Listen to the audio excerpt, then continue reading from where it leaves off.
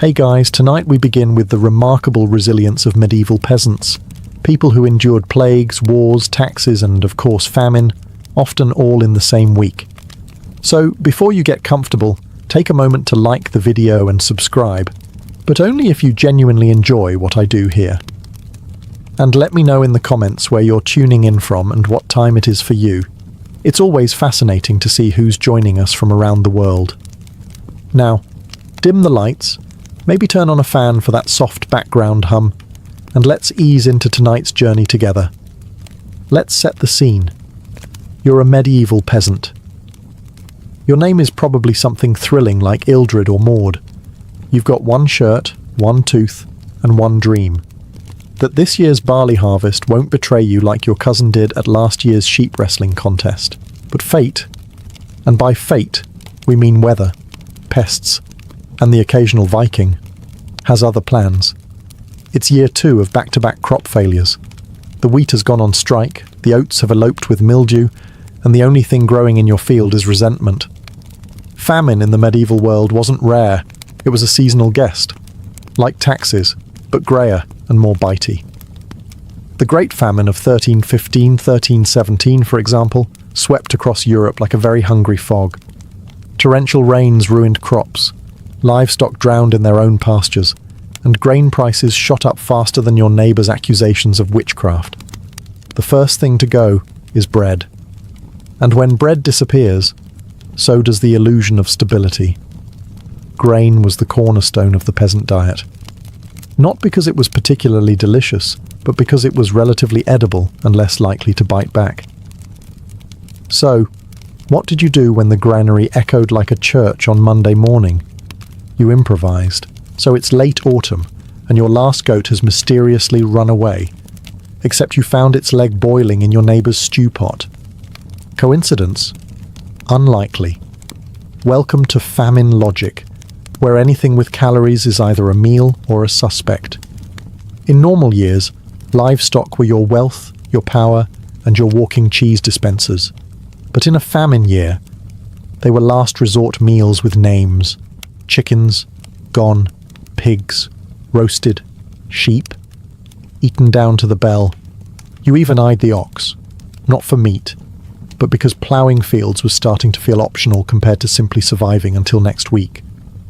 And then the rats arrived. Actually, they were always there, but now they weren't just stealing grain. They were becoming grain. Peasants began setting traps, lighting torches, and getting creative. Roast rat on a stick, rat broth, rat and turnip casserole. If it twitched and ran, it was now part of the protein pyramid. Even cats weren't safe. Fluffy, who once napped on your haystack, is now suspiciously missing, and the pot smells different. Desperation also meant peasants turned to things they wouldn't have touched in ordinary misery. Hedgehogs, crunchy, squirrels, gamey, frogs. Surprisingly posh, if you ignore the screaming. And don't get us started on snails. The French call it escargot. Medieval peasants just called it Wednesday. Preservation became a dark art. Salting meat? You wish. Salt was too expensive. Smoking was more realistic, if you had wood and a fire, and a reason to pretend you weren't crying into your bone stew. Some monasteries offered a lifeline. They had better food stores, and peasants might trade labour, loyalty, or just basic silence in exchange for a warm bowl. Others bartered wildly, offering eggs that didn't exist yet, or marrying off cousins to strangers who promised soup. And yes, in some records, there's talk of cannibalism, but that was usually the next village over. Yours, of course, only considered it. Through it all, rumours travelled faster than carts. A pig spotted 2 miles away, a merchant with rye, a noble who might donate leftovers. Hope was measured in crumbs and gossip, and if you still had your dog, congratulations. You either had moral restraint, or he was faster than you. First came the seed grain, the portion you were supposed to save for next season. A risky move, like eating your last chess piece in the middle of a losing game, but desperation doesn't do long-term planning. Next, you turned to substitutes. Barley bread became bark bread. Literally. You'd grind tree bark into flour and mix it into dough. The texture? Like chewing through a really aggressive contract. Then came boiled weeds, acorns, and if things got truly dire, shoe leather stew. Not for the taste, more for the mouth activity. Some peasants tried begging in town, others stole. A few very ambitious ones even joined monasteries for the free soup and eternal guilt. Surviving a famine wasn't about thriving. It was about outlasting your neighbour, preferably the one who smelled like turnips and looked a bit too interested in your cat. So, it's late autumn, and your last goat has mysteriously run away, except you found its leg boiling in your neighbour's stew pot. Coincidence? Unlikely. Welcome to famine logic, where anything with calories is either a meal or a suspect. In normal years, livestock were your wealth, your power, and your walking cheese dispensers. But in a famine year, they were last resort meals with names. Chickens, gone, pigs, roasted, sheep, eaten down to the bell. You even eyed the ox, not for meat, but because ploughing fields was starting to feel optional compared to simply surviving until next week. And then the rats arrived. Actually, they were always there, but now they weren't just stealing grain, they were becoming grain. Peasants began setting traps, lighting torches and getting creative. Roast rat on a stick, rat broth, rat and turnip casserole. If it twitched and ran, it was now part of the protein pyramid. Even cats weren't safe. Fluffy, who once napped on your haystack, is now suspiciously missing, and the pot smells different. Desperation also meant peasants turned to things they wouldn't have touched in ordinary misery. Hedgehogs, crunchy, squirrels, gamey, frogs, surprisingly posh if you ignore the screaming. And don't get us started on snails. The French call it escargot. Medieval peasants just called it Wednesday. Preservation became a dark art. Salting meat, you wish. Salt was too expensive. Smoking was more realistic if you had wood and a fire and a reason to pretend you weren't crying into your bone stew. Some monasteries offered a lifeline. They had better food stores, and peasants might trade labour, loyalty, or just basic silence in exchange for a warm bowl. Others bartered wildly, offering eggs that didn't exist yet, or marrying off cousins to strangers who promised soup. And yes, in some records, there's talk of cannibalism. But that was usually the next village over. Yours, of course, only considered it. Through it all, rumours travelled faster than carts. A pig spotted 2 miles away, a merchant with rye, a noble who might donate leftovers. Hope was measured in crumbs and gossip. And if you still had your dog, congratulations. You either had moral restraint, or he was faster than you. Let's talk about bread. The humble loaf. The peasant's best friend. And occasionally, its assassin. In a famine year, grain wasn't just scarce, it was dangerously weird. If you managed to find rye or wheat, chances were it had been sitting in a damp barn for months, maybe years. You didn't ask where it came from. You didn't ask why it was glowing slightly. You just thanked the heavens and tried to bake it before it walked away. Enter ergot, a fungus that loved damp rye. Medieval folks didn't know it by name, but they knew its effects. Muscle spasms, hallucinations, burning sensations, and the fun surprise of losing limbs like medieval Lego pieces. Ergot poisoning was known as St. Anthony's fire, because nothing says divine intervention like bread that sets your veins on fire. So yes, the one thing you were counting on not to betray you, betrayed you.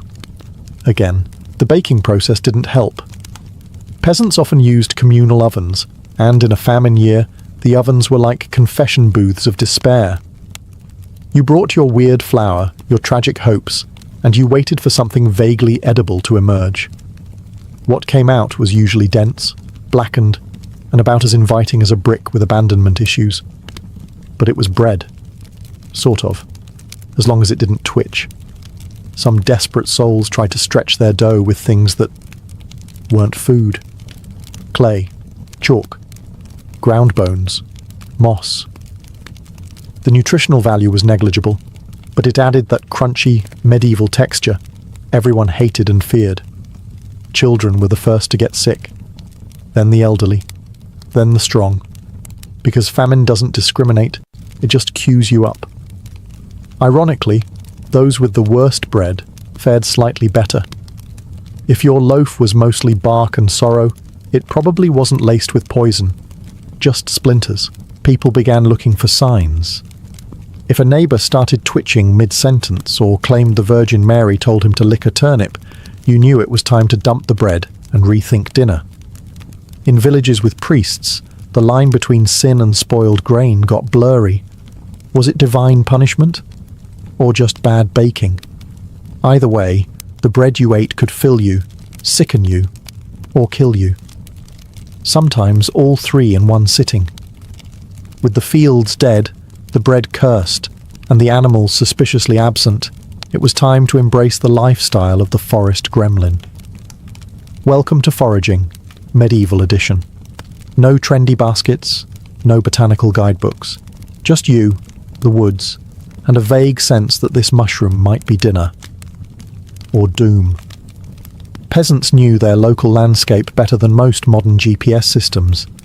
Not out of hobby, but because they had to remember which plant made soup and which one made your mouth froth like an angry goose. Trial and error was the unofficial curriculum. Emphasis on error. Nettles were a popular option.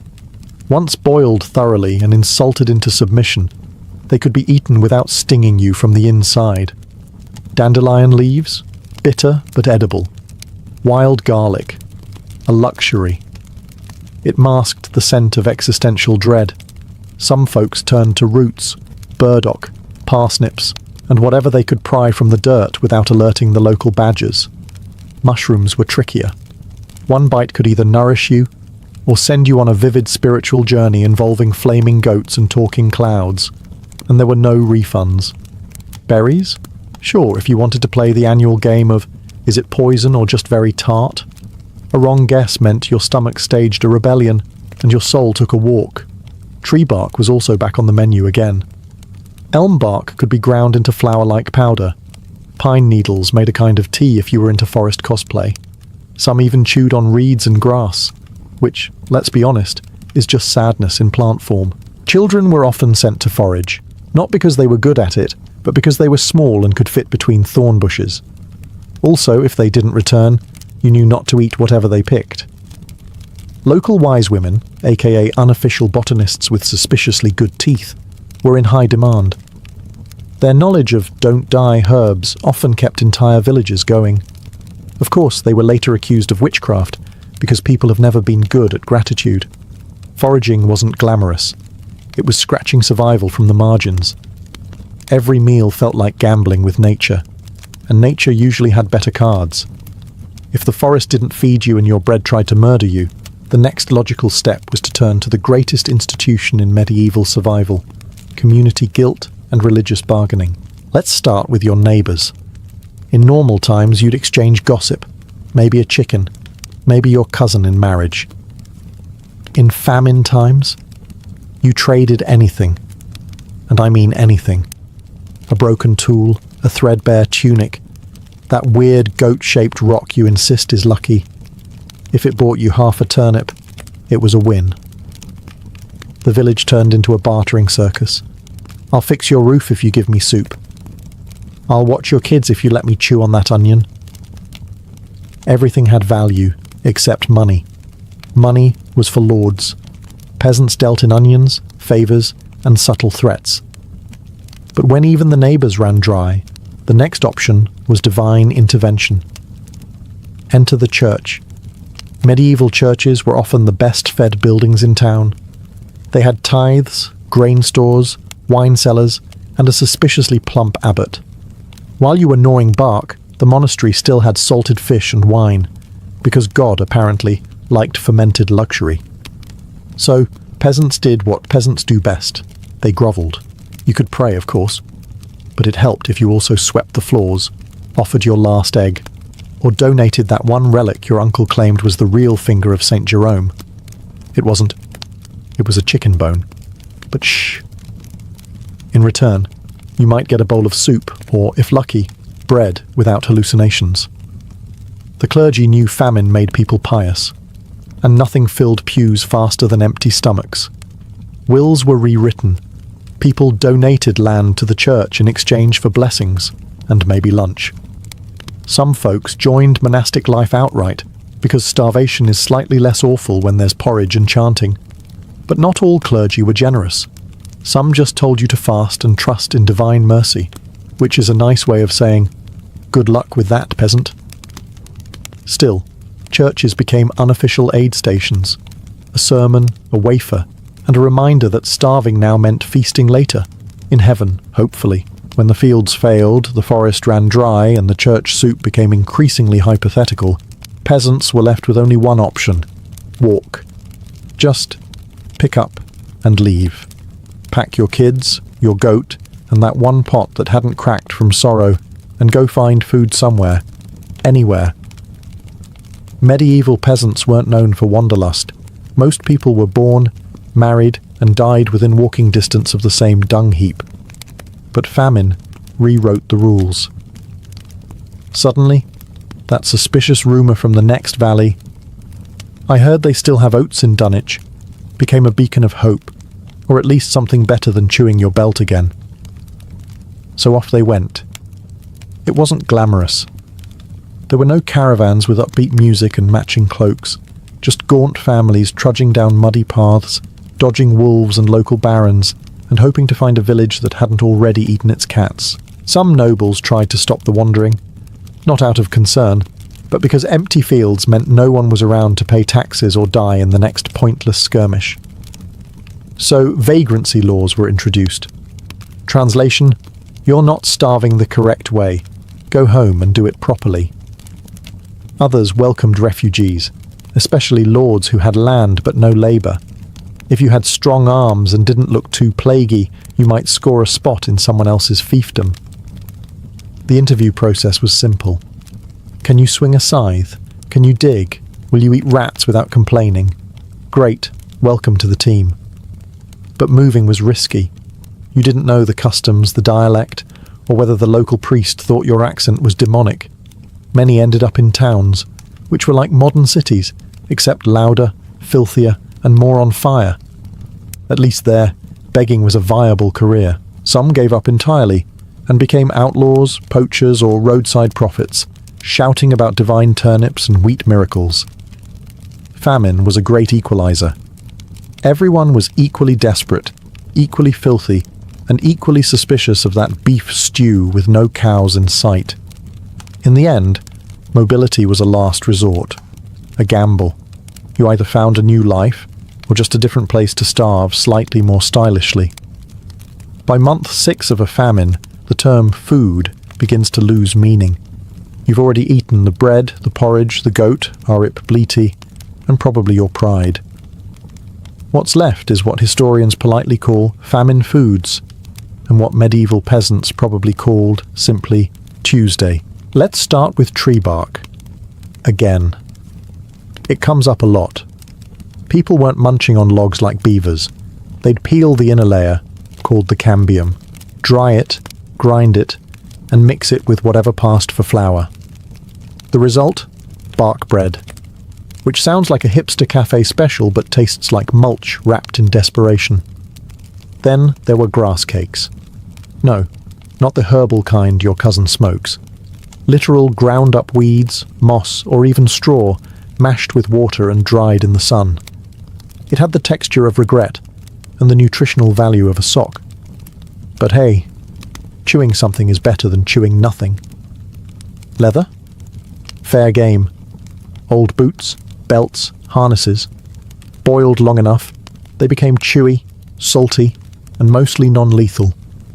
Medieval stew recipes didn't always clarify animal product, so if it held a buckle at one point, into the pot it went. Cats, dogs, and rats. Let's just say famine wasn't a great time to be a household pet. Rats in particular became a delicacy. Easy to catch, easy to roast, and if you squinted hard enough, you could pretend it was chicken, or at least not rat. People also got creative with bones. You could boil them for hours to make broth. If you'd already boiled them last week, you boiled them again. Bone broth became bone tea, became bone sadness. Worst of all were the ergot-infected grains. They looked normal, rye or wheat, but carried a lovely hallucinogenic fungus. Symptoms included vomiting, gangrene, and sometimes dancing until you died. Not ideal, but hey, some villagers appreciated the entertainment. And then there were miracle foods, roots that made you vomit but not die, lichens that vaguely resembled cheese, and if you were really lucky, a single surviving apple that hadn't fermented into an alcoholic wasp hotel. In short, the medieval menu during famine was an ever-shrinking roulette of, will this kill me, with a side of, probably. Famine wasn't just a bad time to eat, it was also a bad time to die, which, unfortunately, a lot of people did. Slowly, painfully, and often in a way that made others wonder, do you mind if I take your boots? Medieval peasants had a complicated relationship with death. On the one hand, it was ever-present. On the other, famine made it especially clingy. But just because you were starving didn't mean you could afford a dramatic goodbye. There were no deathbed monologues, just a lot of coughing, groaning, and someone muttering, "Please don't die in the soup pot again." Burial customs had to adjust. Normally, you'd get a nice shroud, a few prayers, maybe some weeping. During a famine, efficiency was key. Communal graves became common, not out of some noble, we're all in this together spirit, but because grave digging is exhausting and no one had calories to spare on solo funerals. Clerics tried to keep things holy. Last rites were rushed. Confessions were squeezed into 30-second slots. Forgive me, Father, for I have... Shh, just nod if it was a lot. We're on a schedule. Children were especially vulnerable, which meant grieving parents had to keep pushing forward. In some regions, they named their next kid after the one that died last week, a kind of medieval cruel plus Z. Grim? Yes. Practical? Also yes. Also. But death wasn't always met with despair. In the twisted logic of famine, a dead neighbour meant one less mouth to feed, and potentially a spare blanket. It sounds heartless, but after your fourth dinner of boiled clover and hallucinations, morality becomes more of a luxury. Some peasants even turned to dance macabre art, cheerful little drawings of skeletons doing jigs. It wasn't just morbid fun, it was therapy. If death was coming anyway, might as well imagine him doing the worm. And then there were the true survivalists, those who lingered, the skeletal peasants with the sunken eyes and the willpower of cockroaches. They'd seen 3 plagues, 2 lords, and 1 cow rebellion. Famine wouldn't be their end. Probably. Famine didn't just flatten fields, it reshuffled the medieval social pyramid like a drunken game of Jenga. And if you thought your local baron was stingy before the crops failed, just wait until he was rationing turnips like they were diamonds. First off, let's talk lords. You'd think a famine would humble the nobility. It didn't. In many cases, it made them more dramatic. Picture this. Your peasants are withering in the fields, and instead of lowering taxes or distributing grain, your local lord decides it's the perfect time to throw a banquet for himself, with venison and music, probably a juggler too. Why? Because nothing says God's chosen ruler like flaunting your last pig in front of starving villagers. But it wasn't all feasting and fencing tournaments. Some lords genuinely tried to help by offering alms, organising grain imports, or at least not actively stealing your ox. These rare paragons were remembered fondly for about 5 minutes until the next tax collection. Then there were the clergy. Monasteries occasionally opened their stores, feeding the poor with old cheese and good intentions, but many also used famine as a marketing opportunity. Starving? That's probably your sin talking. Donate land to the church, and we'll pray extra hard for rain. Peasants didn't have many options. They could beg, barter, or join a revolt.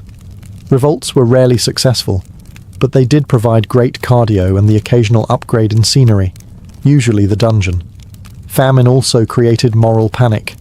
Suddenly, anyone who wasn't starving enough was suspicious. Hoarding, witchcraft, secretly French. Who knows? If your cheeks looked slightly too plump, people started eyeing you like a suspicious sausage. And let's not forget marriage markets. With life expectancy plummeting, families rushed to marry off their kids before they became collateral damage. Dowries were reduced to half a sack of oats and a moderately haunted spoon. But despite all the chaos, peasants still found moments of rebellion, secret foraging parties, shared meals of mystery stew, and the occasional sarcastic carving in a barn wall.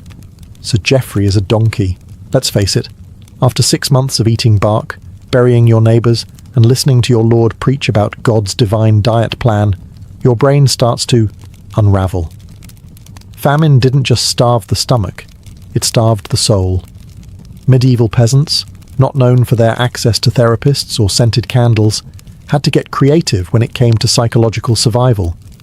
Some doubled down on faith, attending every mass, lighting every candle, and hoping that grovelling louder would somehow convince the Almighty to cancel the drought.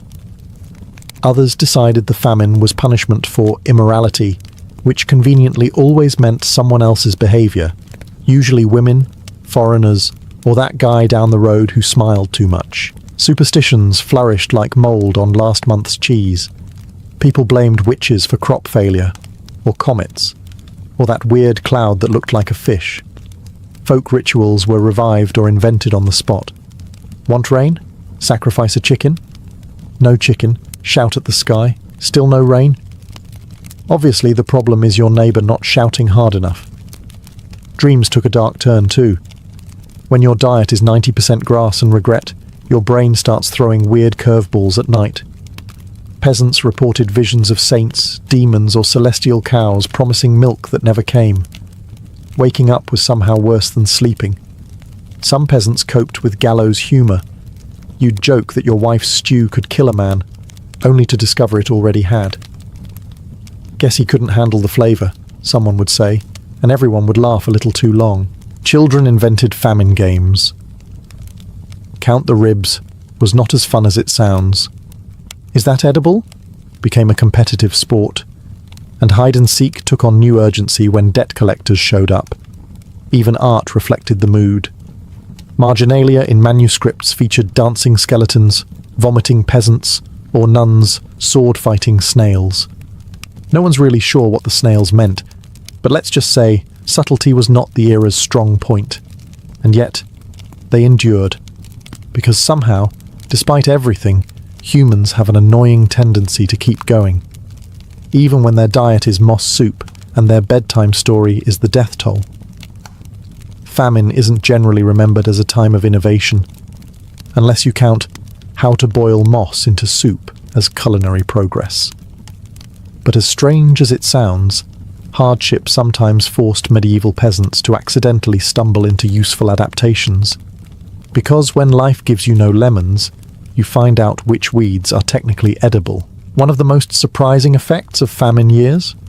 Better composting. Yes, the same people who previously dumped waste near the nearest stream began realizing that maybe, just maybe, their fields grew slightly less pathetic when they stopped fertilizing them with despair and actual garbage. Some peasants began rotating crops more thoughtfully, even if they had no idea what nutrient depletion meant. They just knew that when they grew beans after barley, fewer people died. Good enough. Desperation also spurred a strange kind of biodiversity. Wild plants, overlooked berries, and forgotten grains made their way back into diets. What modern hipsters call ancient grains, medieval peasants called, whatever that is, eat it before it runs. Rye, millet, and spelt got a revival simply because wheat was acting like a diva and refusing to grow. Preservation methods improved too. People began salting, drying, and smoking anything vaguely food-shaped, even things that probably shouldn't have been food. Medieval folks discovered that if you buried cheese long enough, it developed a rind and a personality. Was it edible? Depends on your standards. Was it inspiring? Absolutely. The scarcity of resources also encouraged shared labour. Communal ovens and collective farming weren't new ideas, but famine made them non-optional. If your neighbour had flour and you had firewood, congratulations. You now owned half a loaf of bread and a fragile alliance based on mutual chewing. Even architecture adapted. Granaries were better protected. Some villages even built raised storehouses to prevent moisture, and more importantly, rats. Those furry little famine side quests that no one asked for. And perhaps most importantly, famine made people talk. Oral knowledge, what plants helped with stomach pain, which fields drained best, and which mushrooms killed only slightly, became precious. Passed from grandmother to daughter to anyone still standing. So imagine this. After a full year of chewing tree bark, whispering prayers to the cabbage gods, and boiling your belt for soup, something green starts pushing out of the dirt. Is it food? Real food? Like not cursed by a saint or nibbled by rats? For medieval peasants, the return of the harvest wasn't a celebration. It was more like cautiously dating an ex who swore they'd changed. You wanted to believe it. You hoped this time would be different. But also, you remembered last winter. First came disbelief. That barley's looking awfully confident, one peasant might say, side-eyeing a promising field like it owed him money. Then came superstition. Maybe it's a trick. Maybe it's a demonic barley. Should we burn it? Bless it? Sacrifice Jeff? Still, hunger eventually overruled suspicion. Once the harvest looked stable, everyone got to work. And fast. There was no medieval version of a harvest festival with wine, music and hay rides. It was more like a high-stakes race against time, weather, and your neighbour who claimed that field was his, actually. Grain was gathered with the reverence of holy relics. People wept at the sight of actual loaves. Families that had been surviving on lichen and sarcasm finally shared meals with more than one ingredient. Children born during the famine tasted their first real bread and probably cried, either from joy or because it still had weevils in it. Medieval quality control was not rigorous, but trust didn't return easily. Many peasants continued hoarding. Old heels of bread were hidden in walls. Clay pots of dried peas were buried behind barns. One man reportedly kept a single onion wrapped in cloth under his bed for emergencies. Was it weird? Yes. Was it relatable? Also yes. Villages made plans. Some smarter lords even instituted grain reserves. Others simply raised taxes again, because obviously if peasants weren't starving, they must be hoarding coin. That's just science. Still, the return of food didn't just feed bodies, it fed hope. Babies were born less frail, jokes got funnier, and peasant fashion, once defined entirely by potato sack, began to experiment with colours again, usually brown, but a hopeful brown. Once the famine was over, crops restored, rats politely diminished, and diets upgraded from questionable puddle to actual porridge. Medieval peasants did what humans always do after surviving an existential crisis. They talked about it endlessly. Every village had its famine storytellers. Old men at the tavern would slam their cups and begin, "Back in the bad year I lived off boiled bark and my will to gossip."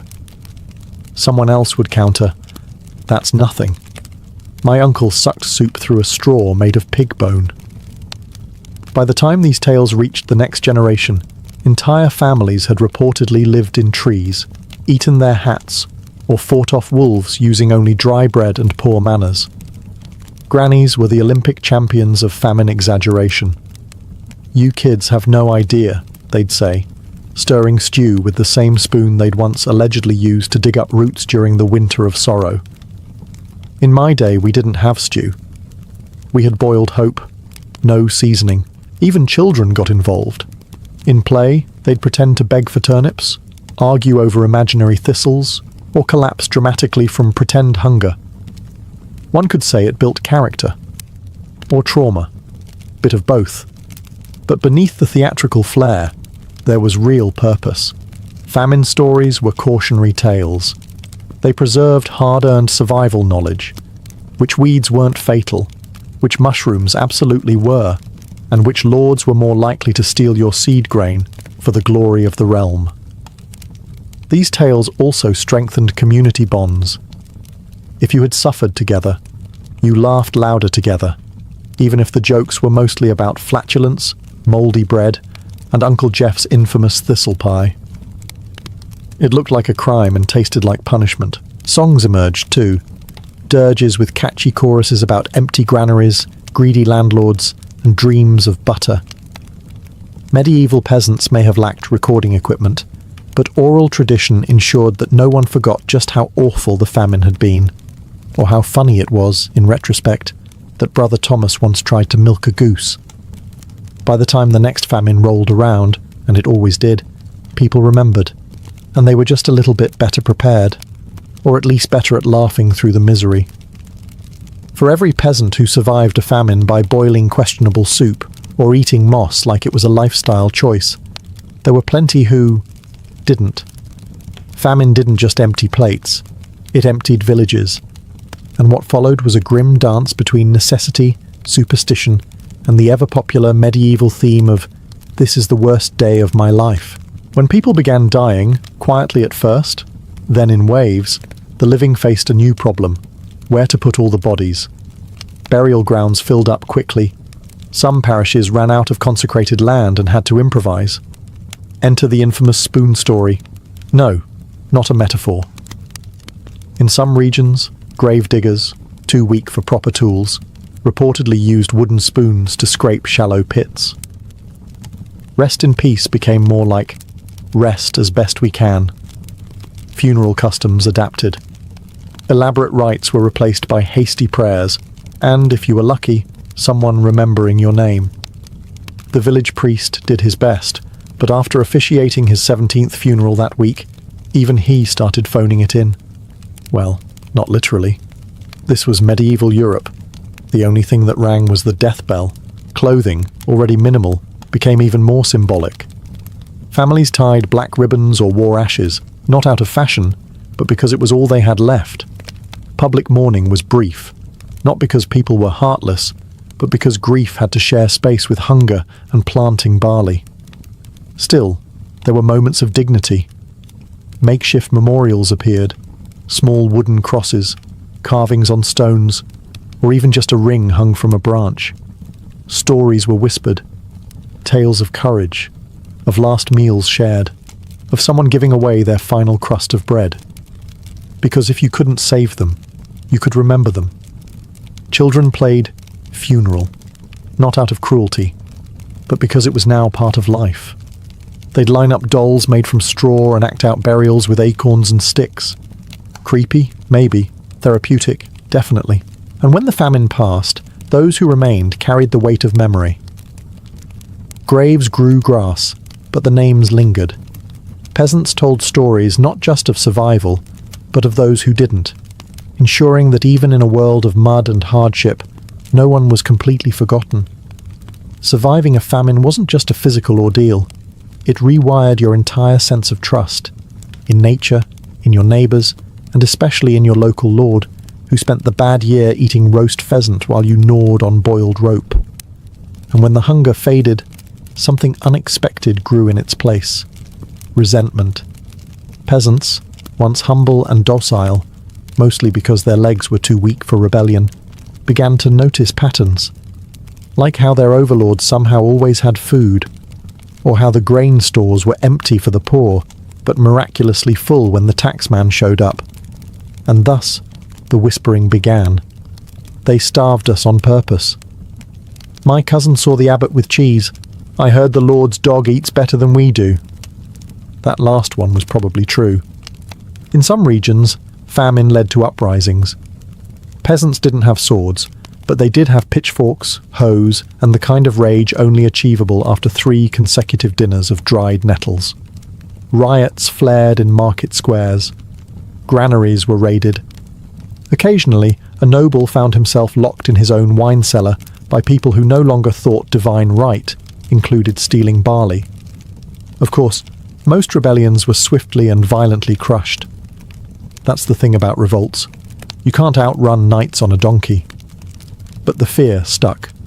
Lords began investing in sturdier locks, higher towers, and even guards for their grain stores. You know things are tense when you need armed protection for a sack of oats. Some monarchs, the ones with more brains than bloodlust, took a different route. They introduced grain regulation, emergency granaries, market controls, not because they cared, necessarily, but because starving peasants are quiet. Angry, fed peasants are organized. Famine survival even reshaped law. A peasant caught stealing a loaf during the famine might once have lost a hand.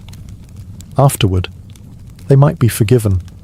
After all, everyone remembered that year when justice starved right alongside mercy. So, how did medieval peasants survive a famine year? Through desperation, ingenuity, blind luck, and when needed, the courage to challenge a system built on their hunger. And if you listen closely, you can still hear echoes of those stories, whispered over campfires, etched into church walls, or buried beneath centuries of dirt and dignity. On a cold December night in 1542, inside the stone walls of Linlithgow Palace, a baby girl entered the world already carrying the crushing weight of a crown. Mary Stuart, later known as Mary, Queen of Scots, was not born into the ordinary rhythms of infancy. She was born into crisis. Just 6 days before, her father, King James V of Scotland, had fallen gravely ill after a military defeat at Solway Moss. His last words were said to have been laced with despair. "It came with a lass, and it will go with a lass," predicting that the Stuart dynasty, which had begun centuries earlier with a female heir, would also end with one. Whether he truly uttered these words or not, they clung to Mary's story like a curse. At only 6 days old, Mary became Queen of Scotland, a title that made her both precious and perilous. She was a child too young to know the meaning of power, yet she instantly became the centerpiece of a dangerous political game. The Scottish nobility, fierce and divided, jockeyed for influence, while England's King Henry VIII saw opportunity. He proposed the rough wooing, a brutal campaign meant to force a marriage alliance between infant Mary and his young son, Prince Edward.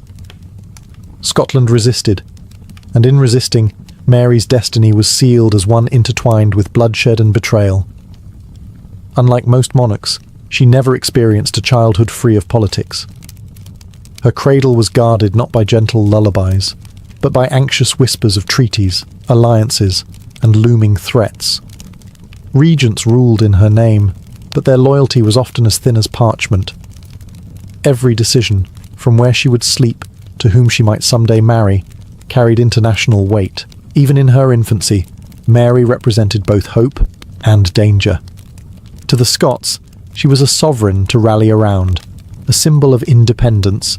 To the English, she was a potential bride, or a rival claimant to the English throne itself, thanks to her Tudor blood. To the French, she was a pawn to be protected and nurtured for future alliances. Thus, before she could walk or speak, Mary Stuart was already a queen, a bride-in-waiting, and a threat. Her life had begun not as a simple story of birth and growth, but as the opening act of a political drama that would span decades and end in tragedy. Mary's guardians knew from the start that Scotland was too dangerous a place for a child queen.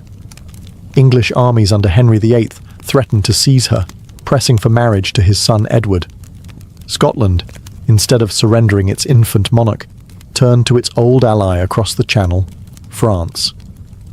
At the age of 5, Mary was sent away, bundled onto a ship bound for the glittering courts of Europe. The voyage was perilous, but she arrived safely in France in 1548, a little girl carrying the weight of 2 kingdoms. In France, Mary found a world far removed from the raw feuds of the Scottish clans. The French court dazzled with silks, jewels, and elaborate ceremony. She was placed under the guardianship of King Henry II and his queen, Catherine de' Medici, and quickly became both cherished guest and valuable political asset. Her presence symbolized the enduring old alliance between France and Scotland, a union cemented further by her betrothal to the Dauphin, Francis, the king's delicate but beloved son. Unlike the isolation she might have faced in Scotland, Mary thrived in the French court. She was given an elite education alongside French princesses and noble children, including Catherine de' Medici's own daughters. Tutors schooled her in languages, music, poetry, and courtly manners. She learned to read and write in French and Latin, and her natural intelligence shone. Graceful, tall for her age, with auburn hair and striking features, Mary soon became the jewel of the Valois court. Yet, even in this seemingly charmed childhood, her destiny was never her own. Every lesson in etiquette, every alliance sealed by a dance or a shared smile, reinforced her future role as queen, not just of Scotland, but potentially of France. To the French, she was their future queen consort. To the Scots, she remained a distant sovereign. And to Elizabeth Tudor, the daughter of Henry VIII, and now heir to the English throne, Mary was a looming problem, a rival with a claim that many Catholics considered stronger than her own. Still, for a brief time, Mary lived in a kind of golden cocoon. She laughed with her companions, composed poetry, and played music, unaware of how fleeting peace would be. The French court raised her not as a Scottish outsider, but as one of their own, a queen in waiting, destined to step onto the great stage of Europe. By the time Mary reached her teenage years, the girl who had been sent abroad for safety had blossomed into one of Europe's most admired princesses. Intelligent, eloquent, and unusually tall for a woman of her time, she stood out in the French court, not just for her striking appearance, but for her poise. Courtiers remarked that she seemed destined for greatness. And destiny, at least for a brief moment, seemed to smile on her. At just 15 years old, Mary married Francis, the Dauphin of France, in April 1558. The union was celebrated with all the grandeur France could muster. Tapestries unfurled, bells rang, and feasts stretched for days. To the French, Mary was now more than an honoured guest. She was their future queen consort.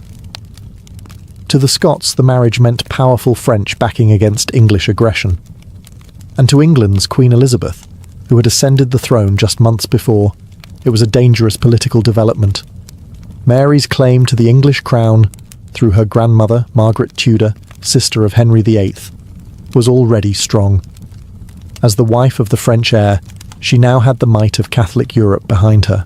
The marriage itself, however, was not the romantic fairy tale the pageantry suggested. Francis was frail, sickly, and timid, a sharp contrast to Mary's vibrancy. While she dazzled with wit and confidence, he often seemed overwhelmed by his role. Still, Mary remained dutiful, patient, and loyal to him. She played her part as a devoted wife, supporting his fragile health and bolstering his image when he faltered. In 1559, fortune elevated her further. King Henry II of France died unexpectedly after a jousting accident, and Francis, barely 15, ascended the throne. Mary, now only 16, became Queen Consort of France.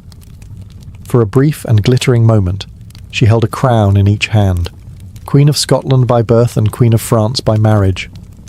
Europe watched in awe and in fear, but the triumph was short-lived.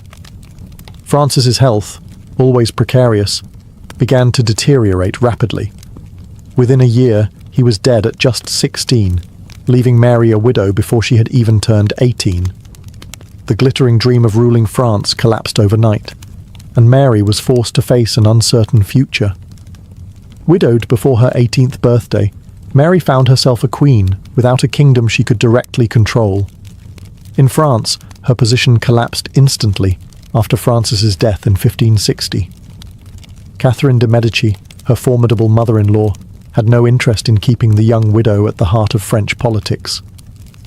The court that had once adored Mary now turned cold, seeing her as a reminder of lost ambitions. With little choice, Mary prepared to return to Scotland, a land she had left as a child and now barely knew. Her return in 1561 was met with mixed emotions. The Scots welcomed their queen with curiosity, but they also viewed her as a foreigner, a woman who had grown up in luxury among the French nobility and who followed Catholic traditions in a kingdom that had recently embraced Protestant reform. Her arrival in Edinburgh was dramatic. The streets bustled with onlookers, musicians played, and bonfires lit the night. Yet beneath the spectacle lay unease. Mary was just 19, young and beautiful, but she faced a realm divided by religion and noble rivalries. John Knox, the fiery Protestant preacher, thundered against her Catholic faith, declaring that a woman, and a papist at that, had no rightful place on the throne. Mary, however, met him with characteristic grace and intelligence, refusing to be cowed. She assured her subjects that she would not force Catholicism on them, a pragmatic stance that won her cautious support. Still, her task was formidable. She had to win the loyalty of a suspicious nobility, navigate the rising tide of Protestantism, and defend her crown against English interference. Elizabeth I of England watched Mary's every move. To Elizabeth, Mary was more than just a neighbouring queen. She was a rival claimant whose legitimacy was championed by Catholics across Europe. In Scotland, Mary sought to rule with tolerance and diplomacy. She surrounded herself with trusted advisors, worked to stabilise finances, and attempted to reconcile the clashing factions that threatened to tear the country apart. But tensions ran deep, and every decision she made, from her faith to her friendships, was scrutinised for signs of weakness. Mary had returned to claim her place as Scotland's sovereign, but the kingdom she inherited was one of unrest, suspicion, and fragile loyalty. The stage was set for the turbulent years that would define her reign. As queen, Mary knew that marriage was not just a personal choice, but a political weapon. Every suitor represented an alliance, a gamble, and a potential threat. For years, she resisted pressure, carefully weighing her options. But in 1565, she made a bold, and ultimately disastrous, decision. She married Henry Stuart, Lord Darnley. Darnley was tall, handsome, and like Mary, descended from the Tudor line, which strengthened her claim to the English throne. On paper, the match seemed ideal. Their union joined two powerful branches of the Stuart family, producing heirs who could unite both Scotland and England under Catholic legitimacy. Mary was smitten at first, captivated by his charm and youthful vigour. The people, however, were less convinced. Nobles worried about Darnley's arrogance, while Elizabeth I seethed at the threat of their combined claim. At first, the marriage brought Mary joy and a sense of renewed purpose. But the mask soon slipped. Darnley revealed himself to be vain, immature, and deeply ambitious. He expected to be named king outright, not merely consort, and resented Mary's authority. His drunken outbursts and reckless behaviour alienated the nobles, who began to despise him. Even Mary, who had once defended him passionately, grew disillusioned. The breaking point came with the infamous murder of David Rizzio, Mary's private secretary and close confidant. Darnley, consumed by jealousy and egged on by rebellious lords, believed Rizzio had grown too close to his wife. In March 1566, during a supper at Holyrood Palace, armed conspirators burst into the Queen's chamber. In front of the pregnant Mary, they dragged Rizzio away and stabbed him more than 50 times. The Queen, terrified and humiliated, was powerless to intervene. Though Darnley had betrayed her trust, Mary kept her composure. She gave birth to a son, James, in June 1566, a child destined to inherit both the Scottish and English thrones. But her marriage to Darnley was broken beyond repair. His reputation sank further, and even his allies abandoned him. When Darnley was found dead under suspicious circumstances in 1567, strangled after a mysterious explosion at Kirkhoe Field, suspicion fell directly on Mary. Whether she played a role remains debated, but the stain of scandal would haunt her forever. What had begun as a marriage of promise ended in blood, betrayal, and a dangerous shadow over her reign. The death of Lord Darnley left Scotland reeling. Though many despised him, the violent and suspicious circumstances of his murder demanded justice. Instead of clarity, the investigation only deepened the scandal. Whispers quickly spread that James Hepburn, Earl of Bothwell, one of Mary's closest allies, was involved. And when Mary herself was soon linked to Bothwell, gossip curdled into open accusation. Bothwell was everything Darnley was not: bold, ruthless, and commanding. He had long been a powerful figure in Scottish politics, and unlike the indecisive nobles who wavered in loyalty, He seemed unwavering in his support for Mary. To some, he was the strong protector she needed. To others, he was a dangerous opportunist. In April 1567, Bothwell was put on trial for Darnley's murder.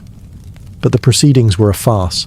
The trial was rushed, witnesses were intimidated, and Bothwell was acquitted. Within weeks, he shocked the kingdom by marrying Mary. Whether she went willingly or was coerced remains one of history's greatest mysteries. Some accounts suggest Bothwell abducted her and forced the union. Others argue Mary, isolated and desperate for strength, chose him out of her own resolve.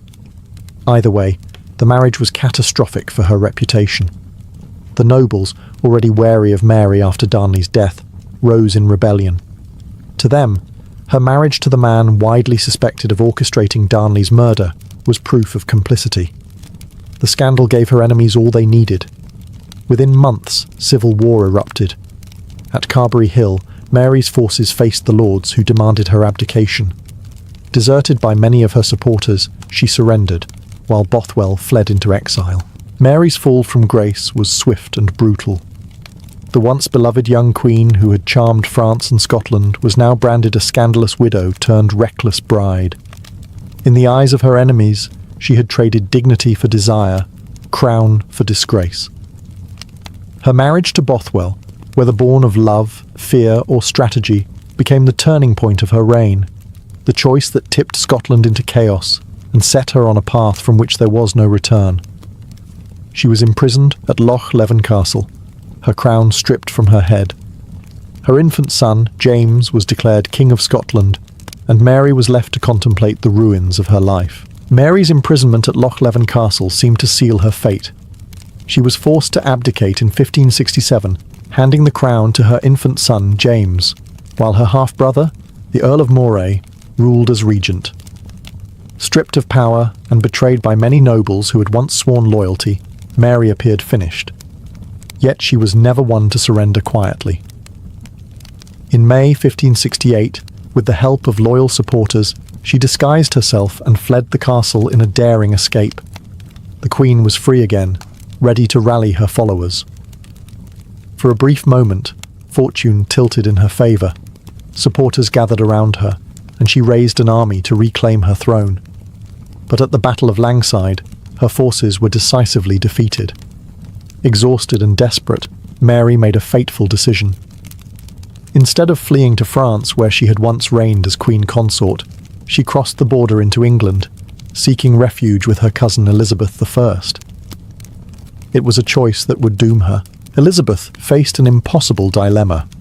On the one hand, Mary was her blood relative, a fellow queen, and a woman who had endured misfortune. On the other hand, Mary was also a Catholic with a strong hereditary claim to the English throne, one that many in Europe considered more legitimate than Elizabeth's. To shelter Mary was to invite rebellion.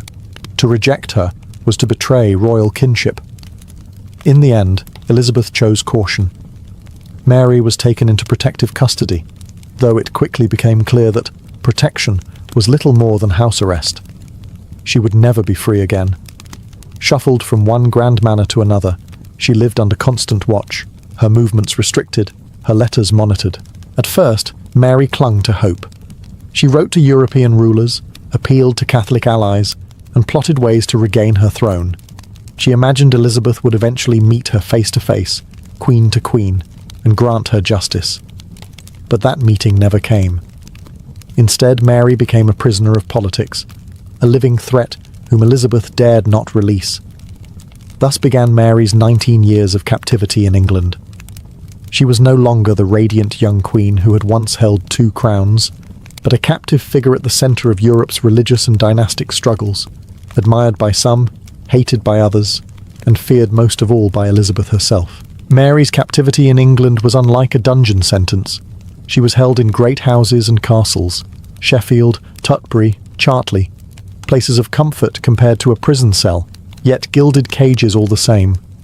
Servants attended her, she embroidered, hunted, and wrote letters, but every step she took was monitored. She had lost her freedom, not her dignity, and certainly not her ambition. To Catholic Europe, Mary remained a beacon of hope. Elizabeth I was a Protestant queen, whose legitimacy was questioned by many. Mary, in contrast, was a Catholic with royal Tudor blood. For the Pope, Spain, and France, Mary was a potential rallying point for restoring Catholicism in England. This meant that as long as she lived, conspiracies would circle her like vultures. At first, Elizabeth tolerated her cousin's presence, hoping perhaps that time would dissolve her threat. But plots kept surfacing. The Ridolfi plot in 1571 envisioned deposing Elizabeth and placing Mary on the throne with Spanish backing. The Throckmorton plot in 1583 again tied her name to Catholic uprisings. Each time, the English crown grew more suspicious, but Elizabeth hesitated to condemn a fellow queen outright. Mary, meanwhile, grew restless and desperate. Cut off from power, she turned to secret correspondence, using coded letters smuggled in beer barrels and hidden within cloth. She saw herself not as a prisoner, but as a rightful sovereign, betrayed by fate and by her cousin. She dreamed of freedom, of reclaiming her throne in Scotland, or even of ruling England in Elizabeth's place. The breaking point came with the Babington Plot of 1586. Named after Anthony Babington, a young Catholic nobleman, the conspiracy aimed to assassinate Elizabeth and set Mary on the throne. Unbeknownst to Mary, Elizabeth's spymaster, Sir Francis Walsingham, had intercepted the letters. Her secret replies, written in cipher but now exposed, seemed to show her approval of the plan. Whether she fully endorsed Elizabeth's murder or merely longed for release remains debated, but to her enemies the evidence was damning. For nearly 2 decades, Elizabeth had resisted calls to eliminate her cousin. Now, the tide had turned. Parliament pressed for Mary's execution, insisting she would remain a danger as long as she breathed. The Queen, who had once commanded courts in both France and Scotland, was now reduced to a pawn, one move away from checkmate. In the autumn of 1586, Mary, Queen of Scots, was placed on trial at Fotheringhay Castle. After 19 long years of confinement, the daughter of Scotland now faced her final reckoning.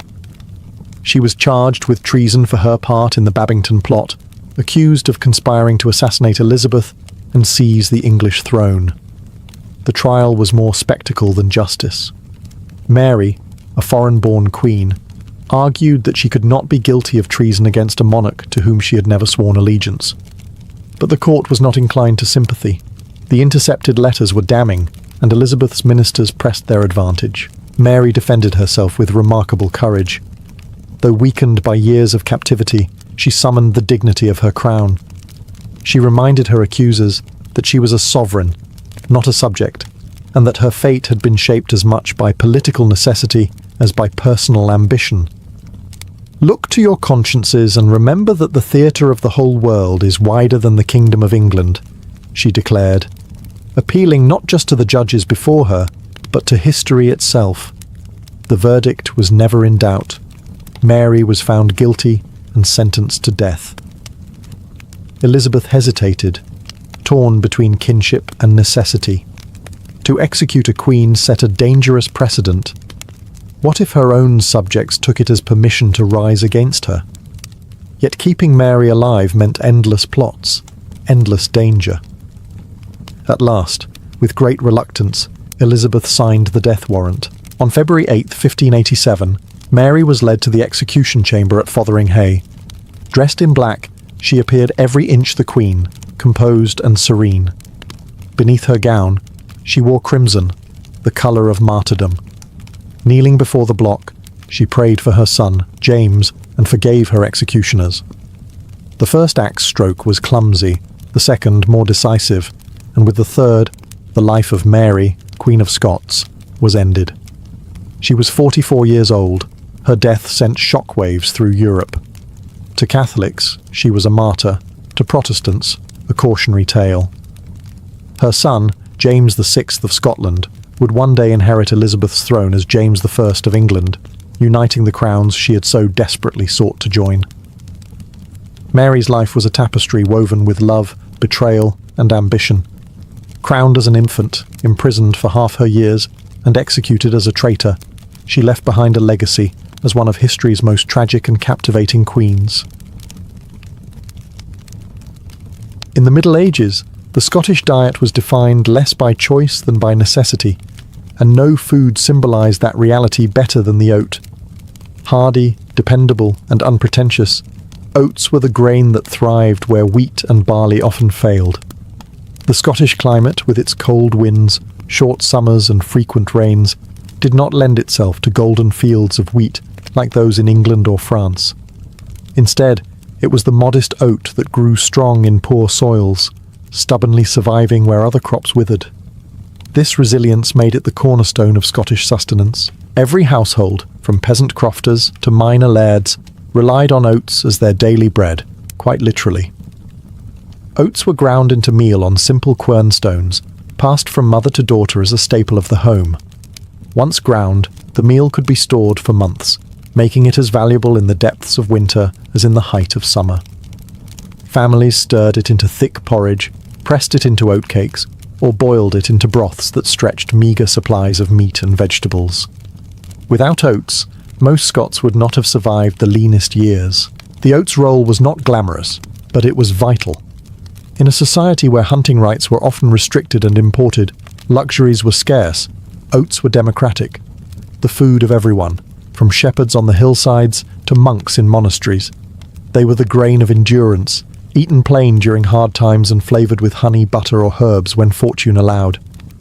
Oats provided not only calories, but also a sense of stability in a world that was often uncertain. Travellers crossing the Highlands carried sacks of oatcakes, hard and dry but filling, tucked into packs for long marches. Soldiers too depended on them, knowing that in the field, a bannock made from oatmeal and water could keep them alive when supplies ran low. The grain became tied to identity itself, marking Scots as practical, hardy people shaped by their land and its limitations. To the medieval Scot, oats weren't just a crop. They were the foundation of survival, a daily reminder that strength lay not in luxury, but in endurance. Without oats, there would have been no bread, no porridge, and no broth. In every sense, this humble grain was the backbone of life. If porridge was the daily fuel of medieval Scotland, bannocks were its soul. These flat, round oatcakes were as common as the hearth itself, cooked on griddles known as girdles, or even directly on heated stones beside the fire. The ingredients were simple: oatmeal, water, and sometimes a pinch of salt. Yet from this humble mixture came one of the most versatile and beloved foods of the Middle Ages. The beauty of the bannock was its adaptability. A poor crofter's bannock might be nothing more than oats and water, quickly baked to provide sustenance after a long day in the fields. By contrast, a wealthier household could enrich theirs with butter, milk, or eggs, transforming it into something softer, richer, and more filling. Herbs, onions, or even dried fruits were sometimes added when available, making the bannock not just a meal, but a small luxury. Cooking was straightforward, but deeply tied to tradition. Women of the household, who oversaw most of the daily preparation, would spread the dough thin and place it onto a hot girdle suspended over the open hearth. The smell of toasted oats filled the home, mingling with wood smoke, becoming a sensory anchor of family life. Bannocks were eaten fresh when possible, but they also kept well, especially when dried, making them practical provisions for journeys. Travellers and soldiers alike tucked them into packs, knowing these sturdy oatcakes could survive damp weather and hard conditions. Bannocks also carried ceremonial weight. They were not just food, but markers of time and tradition. Special bannocks were baked for festivals and seasonal rituals. Beltane bannocks at the start of summer, Lammas bannocks for the harvest, and Yule bannocks during winter festivities. In these moments, a simple oat cake became something more, a symbol of community, continuity, and survival through the seasons. What made the bannock remarkable was not extravagance, but reliability. It was filling, transportable, and endlessly adaptable to circumstance. It sustained labourers in the fields, shepherds in the hills, monks in monasteries, and warriors preparing for battle.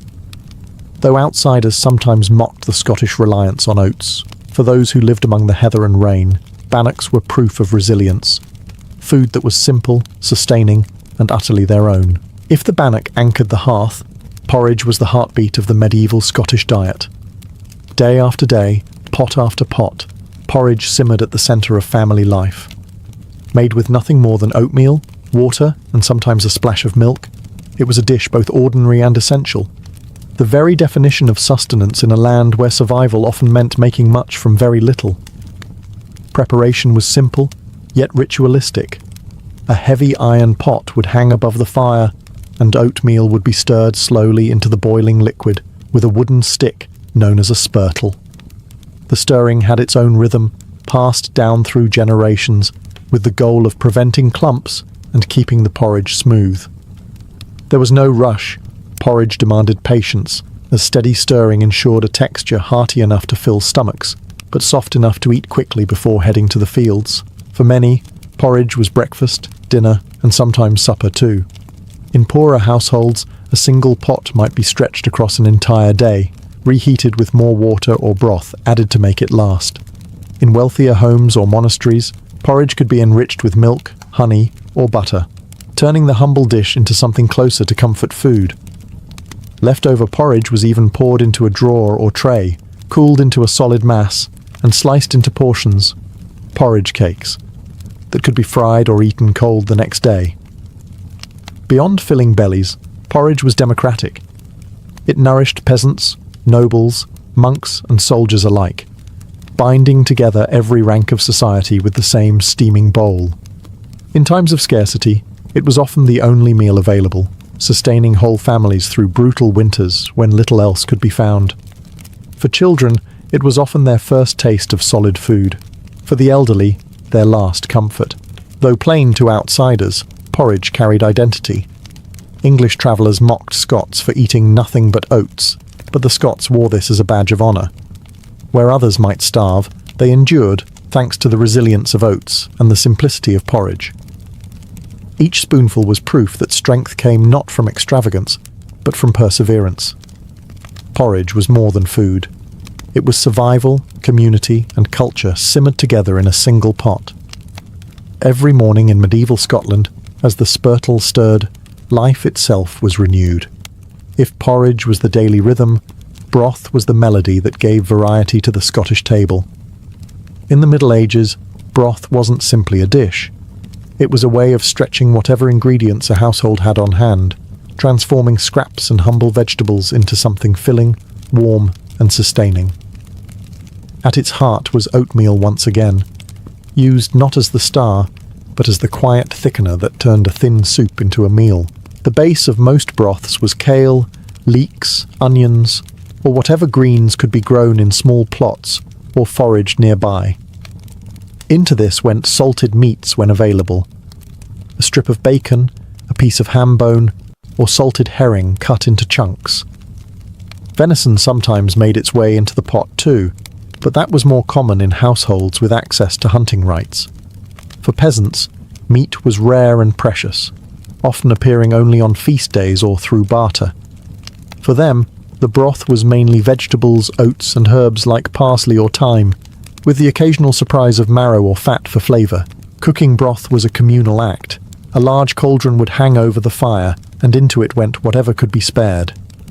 Families ate from the same pot, dipping ladles or chunks of bannock directly into the steaming liquid. Broth was not only filling, but also practical. It could simmer for hours, even days, with fresh ingredients added whenever possible. This constant, perpetual stew was especially valuable during harsh winters, when food supplies had to be stretched to their absolute limits. Broth also carried medicinal weight in the minds of medieval Scots. Hot, hearty liquid was thought to strengthen the weak, revive the sick, and warm the weary after long hours in the fields. Monks prescribed it to patients in infirmaries, while mothers relied on it to nourish children during illness. In a society where medicine was rudimentary and winters were cruel, a pot of broth was both comfort and cure. Though modest, broth was adaptable to fortune. For nobles, it might be flavoured with game, spiced with imported pepper, or enriched with butter. For peasants, it was often just kale, oats, and salted water. Yet in both forms, it reflected the same truth. Survival in Scotland depended on making the most of what the land and sea offered. In every smoky hall and crofter's hut, broth filled bellies, bound families, and reminded all who ate it that life could be sustained with little more than patience, oats, and a simmering fire. While oats, bread, and broth kept the hearth warm, the sea provided Scotland with another lifeline: fish. In the Middle Ages, salted herring became one of the most important staples, feeding villages, monasteries, and even armies. With miles of rugged coastline and countless lochs and rivers, fish were abundant, but it was preservation, the salting, smoking, and drying, that turned herring into the backbone of Scotland's trade and diet. Fresh herring was eaten when possible, grilled over open flames or boiled in broth. But most of the catch was salted, packed into barrels, and stored for leaner months. This simple preservation technique ensured that fish could travel inland to regions far from the coast, reaching Highland crofters who otherwise had little access to fresh catches. For many, salted herring was the most reliable source of protein they could afford. The Church's influence also shaped its popularity. With strict fasting rules that forbade meat on Fridays, during Lent, and on other holy days, fish became the obvious substitute. Herring, cheap and plentiful, filled this religious gap perfectly. Monasteries consumed it in great quantities, often with oats or kale broth to bulk up the meal. For peasants, salted herring dipped into porridge or paired with bannocks was a common sight on the table, especially in winter. Fishing also tied Scotland into a wider medieval economy. The North Sea was a hub of trade, and Scottish ports bustled with merchants exchanging salted herring for wine, cloth, and spices from the continent. Herring barrels became as valuable as coin, sustaining both local diets and international commerce. But for ordinary families, the meaning of herring was far more practical. It was the taste of survival, a sharp, salty contrast to the blandness of porridge and bread. It gave variety when diets risked monotony, and it delivered strength for labourers who needed protein to endure long days in the fields or at sea. Children grew up gnawing on salted fish. Travellers carried it wrapped in cloth.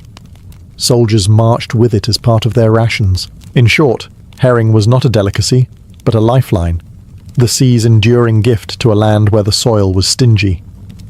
Alongside oats, it formed the dual pillars of the medieval Scottish diet: grain from the earth, fish from the waters, together sustaining a people shaped by both land and sea. Chapter 6. The green strength of kale. If oats were the backbone and herring the protein, then kale was the green muscle that held the Scottish diet together. In the Middle Ages, kale wasn't just a vegetable, it was a cornerstone of survival. Hardy and frost-resistant, kale thrived where other crops failed, making it one of the most reliable sources of nourishment in a cold and often unforgiving climate. Every croft and cottage had its kale patch, often protected by simple stone walls to keep out animals.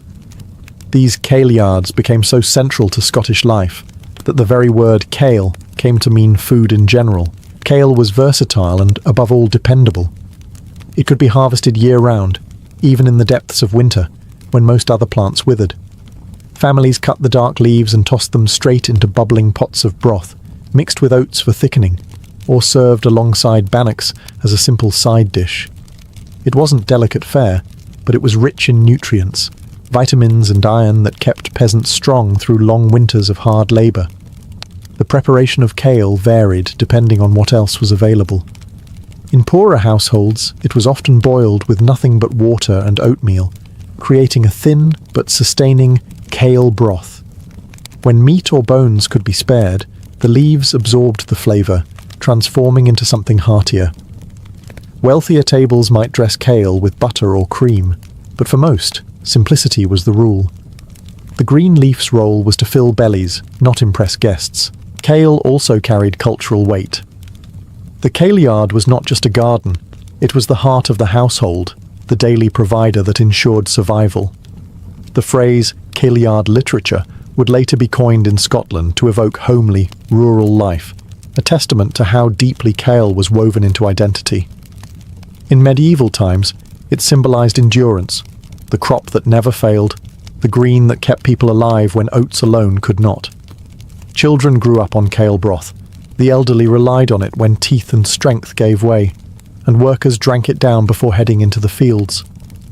Like oats, kale was mocked by outsiders for its plainness, yet for Scots, it was the quiet hero of their diet. Together with porridge and salted herring, it completed the holy trinity of survival foods, proof that sustenance came not from extravagance, but from resilience. For most medieval Scots, meat was a luxury, not a staple. Daily sustenance came from oats, kale, and broth, while salted herring or the occasional egg supplied protein. But when meat did appear on the table, it carried both prestige and celebration. Among all meats, venison stood apart. It was the food of lords, hunters, and festivals, rare, coveted, and symbolic of power. Venison was not freely available to everyone. In Scotland, as in much of medieval Europe, hunting rights were tightly controlled. Forests and deer parks belonged to nobles, and common folk risked severe punishment if caught poaching. This meant that for peasants, the chance to taste venison was exceptional, perhaps during a feast provided by a laird, or when scraps trickled down from noble kitchens. For most, the closest they came to deer was hearing hunting horns echo through the glens. For the nobility, however, venison was a mark of status. Great hunting parties were both sport and spectacle, with trained hounds and archers bringing down stags and does. The kill was celebrated, the meat shared in banquets where roasted venison took pride of place. Richly seasoned with imported pepper, cloves, or cinnamon, luxuries brought through trade, venison was transformed into pies, roasts, and stews that contrasted sharply with the simple oat and kale fare of the peasantry. Still, even among the wealthy, venison was more than indulgence. It was tied to the rhythm of the seasons. Autumn hunts not only provided meat for immediate feasting, but also allowed carcasses to be salted or smoked for winter storage. Venison preserved in this way became part of larders that sustained castles and abbeys through the dark months when fresh food was scarce. The symbolic power of venison also resonated in the culture of the time. Deer were seen as noble animals, swift and elusive, their pursuit echoing ideals of bravery and skill. To eat venison was to partake in that nobility, reinforcing the hierarchy between those who could hunt and those who could only dream of it. For medieval Scotland, venison was never the daily bread. It was the taste of rarity, a fleeting encounter with richness in a life otherwise marked by simplicity. When it graced the table, whether in a lord's hall or trickled down to a humble hearth, it reminded all who ate it of the deep divide between feast and famine, privilege and survival. Food in medieval Scotland wasn't just about survival. It was also about faith. The rhythms of the church shaped when, what, and how people ate. With the Catholic calendar governing nearly every aspect of life, fasting and feast days created a cycle that alternated between restriction and indulgence, scarcity and celebration. Fasting was strict and frequent. On Fridays, during Lent, and on numerous holy days throughout the year, meat was forbidden. For the average Scot, this was less of a burden than it might sound. Meat was rare for peasants even on ordinary days. But during fasting, the diet narrowed further. Fish, especially salted herring, became the default substitute, alongside oats, kale, and simple broth. Monasteries and churches enforced these rules rigorously, ensuring that even nobles had to observe them, though wealthier households still found creative ways to make fasting fare more palatable, with imported spices or rich sauces. Feast days, however, turned the tables entirely. Religious festivals like Easter, Christmas, or local saints' days became opportunities for abundance. Nobles hosted lavish banquets where venison, beef, mutton and pork were roasted and served with flagons of ale and wine. Minstrels played, torches burned, and platters overflowed. For peasants, feast days were a welcome respite from monotony, offering communal meals where extra bannocks were baked, broth thickened with more meat than usual, and ale flowed more freely.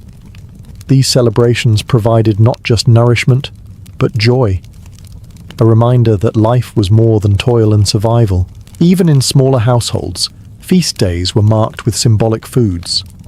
Special bannocks or oat cakes were baked for Beltane and Lammas, while Yule might see broth enriched with what little meat could be spared. These traditions gave ordinary people a sense of participation in the sacred calendar, binding their diet to the passage of time and the turning of the seasons.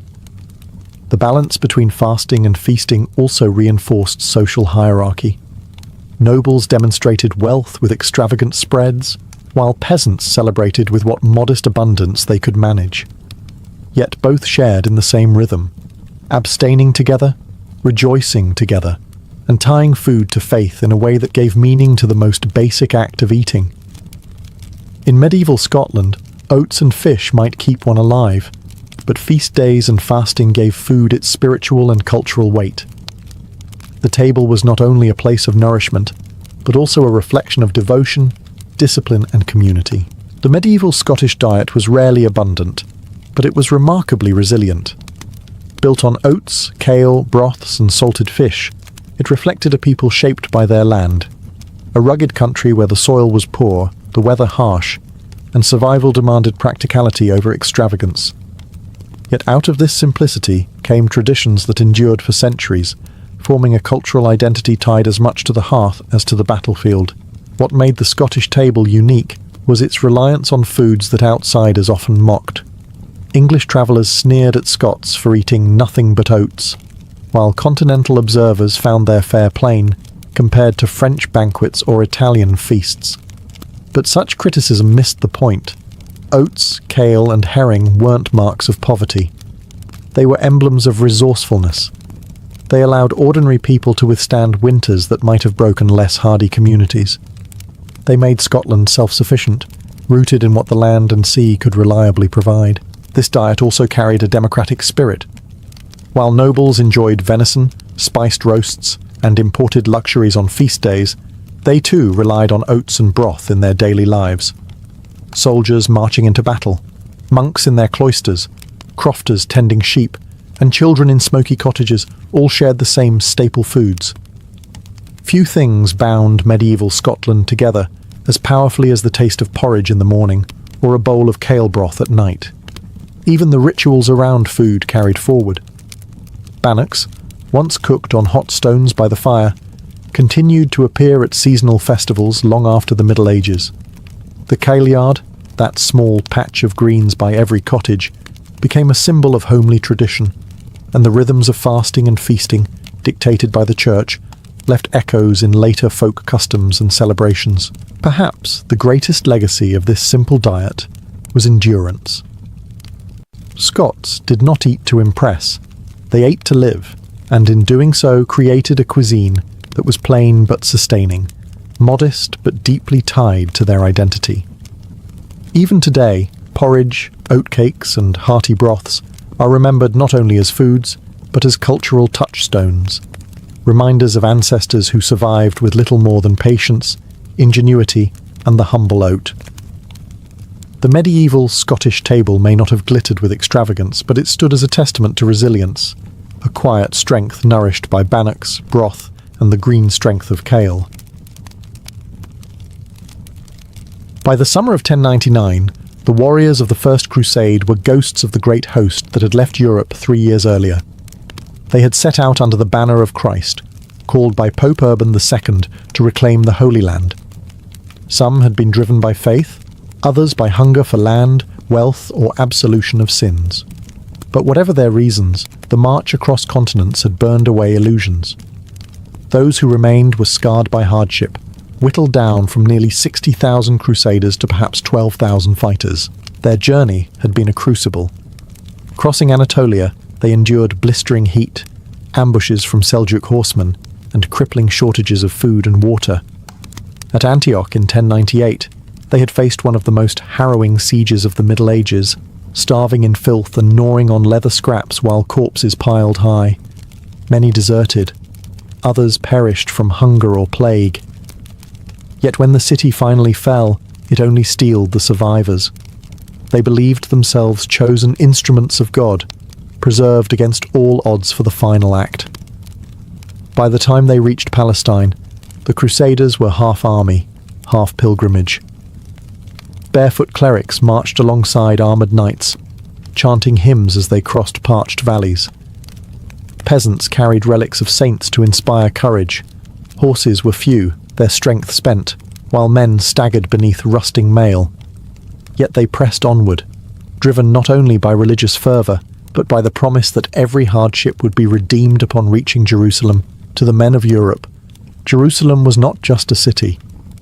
It was the heart of Christendom, the site of the crucifixion and resurrection, the place where heaven touched earth. Preachers had told them that to glimpse its walls would be to step closer to salvation itself. And so, when at last the holy city appeared on the horizon in June 1099, the army collapsed to their knees, weeping, praying, and singing the Te Deum. They had come to the end of the world, and the beginning of their greatest trial. But Jerusalem was not theirs to claim so easily. Behind its mighty walls stood defenders of the Fatimid Caliphate, ready to resist. The Crusaders, weary yet burning with zeal, prepared for the final siege that would decide the fate of the city and echo through centuries of history. When the Crusaders first laid eyes on Jerusalem in June 1099, awe quickly gave way to dread. The holy city was not some vulnerable outpost, but a fortress of faith and stone. Its thick walls rose high above rocky ground, punctuated by towers and defended gates.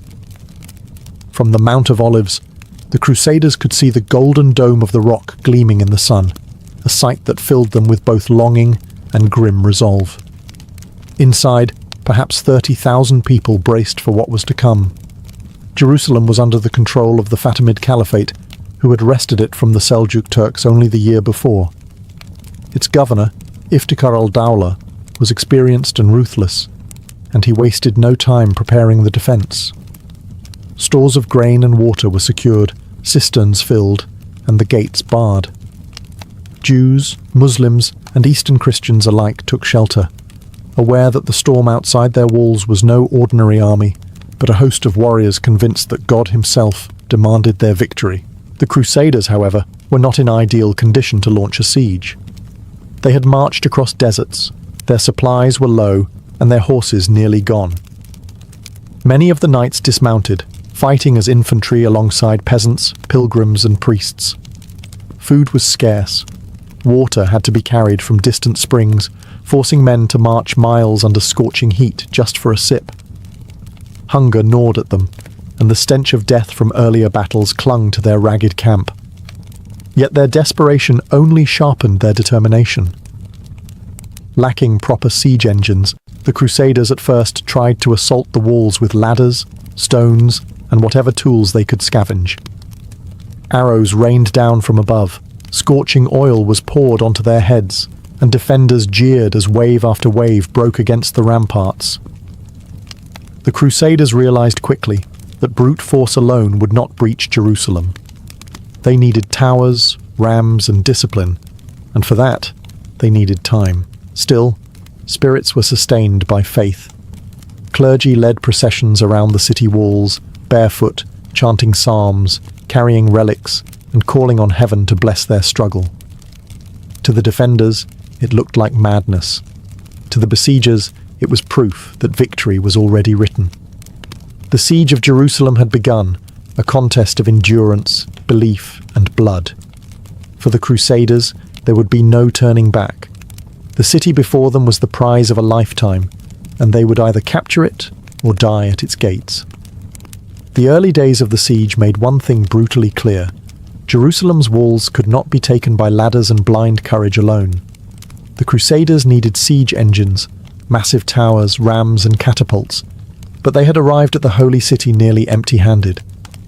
Their army was exhausted, their supplies dwindling, and wood, the lifeblood of siegecraft, was scarce in the rocky hills surrounding Jerusalem. Desperation set in quickly. Food rations shrank to almost nothing. Bread became a memory. Men survived on roots, herbs, and whatever scraps they could find. Water was worse. Springs lay far from the camp, and the defenders poisoned some of them or ambushed supply runs. Men fainted from thirst under the relentless sun, while animals dropped dead in the dust. Horses, once the pride of knightly cavalry, were slaughtered for meat, their bones left to bleach outside the camp. Disease crept among the hungry ranks, and yet morale somehow held. They had come too far to turn back. The leaders of the crusade, Godfrey of Bouillon, Raymond of Toulouse, Tancred and others, rallied their forces with fiery speeches. Preachers reminded the men that Jerusalem was not just any city, but the very place where Christ had died and risen. To abandon the siege was to abandon salvation itself. That conviction gave the starving warriors a strength beyond flesh. Providence, or luck, soon delivered what they needed. Scouts located groves of trees near Samaria, and caravans brought timber back under guard. Skilled carpenters among the Crusaders, many of them artisans and labourers who had joined the pilgrimage, set to work. Under the blazing heat, hammers rang and saws cut as crude siege engines began to take shape. Wooden towers rose plank by plank, their frames lashed together with rope and rawhide. Battering rams were fashioned from felled trees, their heads bound with iron scavenged from pots, tools, even weapons. The defenders mocked them from the walls, hurling insults alongside arrows and stones. Yet slowly, inevitably, the Crusaders transformed their desperate camp into a siege workshop. Each new tower, each ram was a promise. Soon the walls would be tested, not by naked courage, but by crafted machines. Still, time was against them. Hunger gnawed, thirst tormented, and the city loomed untaken. The Crusaders now stood on the knife edge of collapse or triumph, with Jerusalem's fate hanging on whether their towers could reach its proud ramparts.